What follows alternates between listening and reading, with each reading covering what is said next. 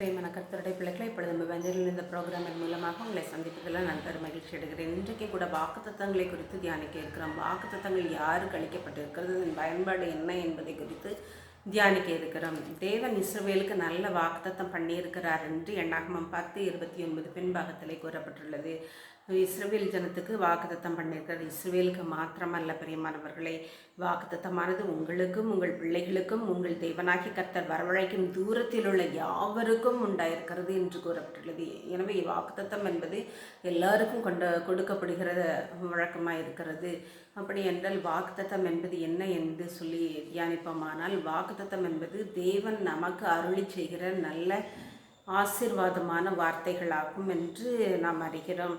தேவரீர் என் தகப்பனாகிய தாவீது என்னும் உம்முடைய தாசனுக்கு செய்த வாக்குத்தத்தத்தை காத்தருளினீர், இந்நாளில் இருக்கிறபடி உம்முடைய கரத்தினால் அதை நிறைவேற்றினீர் என்று 1 ராஜாக்கள் 8:24 கூறப்பட்டுள்ளது. பிரியமான கர்த்தருடைய பிள்ளைகளை, நீங்கள் கிறிஸ்துவனுடையவர்களானால் ஆபிரகாமின் சந்ததியாயும் வாக்குத்தத்தத்தின்படி சுதந்திரராயும் இருக்கிறீர்கள் என்று எழுதப்பட்டுள்ளது. நம் வாக்குத்தத்தத்தின்படி தெய்வ ஆசீர்வாதங்களை சுதந்திரவாளிகளாக மாற்றுகிறோம். பிரியமான கர்த்தருடைய பிள்ளைகளை, பரலோக ராஜ்யம் வாக்குத்தத்தம் பண்ணப்பட்டிருக்க அந்த பரலோக ராஜ்யத்தின் சொந்தக்காரராய் நாம் மாறுகிறோம் என்று வேதத்தின்படி நாம் அறிகிறோம்.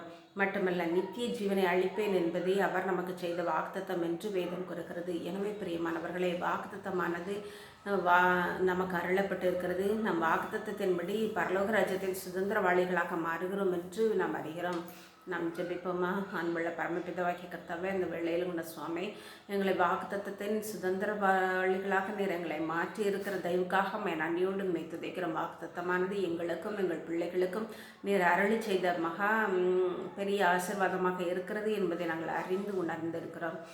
தேவனாகிய கர்த்தாவே, அப்படியே நீ வாக்கு பண்ணிய சகல ஆசீர்வாதங்களின் சொந்தக்காரராக எங்களை மாற்ற வேண்டும் என்று சொல்லி ஜெபிக்கிறோம். இயேசுவின் நாமத்தில் ஜெபிக்கிறேன் நல்ல பிதாவே, ஆமென்.